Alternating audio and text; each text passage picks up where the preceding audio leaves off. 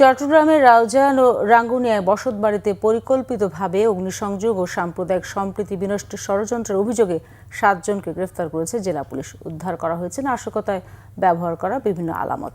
গ্রেফতার ব্যক্তিরা হলেন মনির হোসেন, মোহাম্মদ ওমর ফারুক, মোহাম্মদ কবির হোসেন, কার্তিক দে, বিপ্লব বড়ুয়া, মোহাম্মদ লোকমান ও মোহাম্মদ পারভেজ।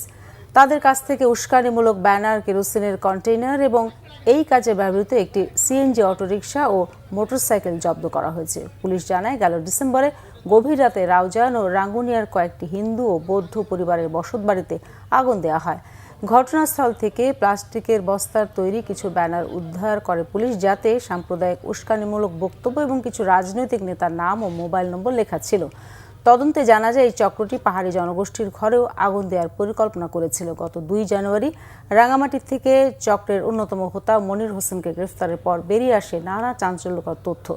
মনির আদালতে স্বীকারোক্তিমূলক জবানবন্দি দিয়েছে। পুলিশের তদন্তে আরও উঠে এসেছে, স্থানীয় এক নার্সারি ব্যবসায়ী এই পরিকল্পনার মূল হোতা। তাকে সহায়তায় রাঙামাটির এক সাবেক কমিশনার অর্থ যোগান দিয়েছে বলে প্রমাণ পাওয়া গেছে।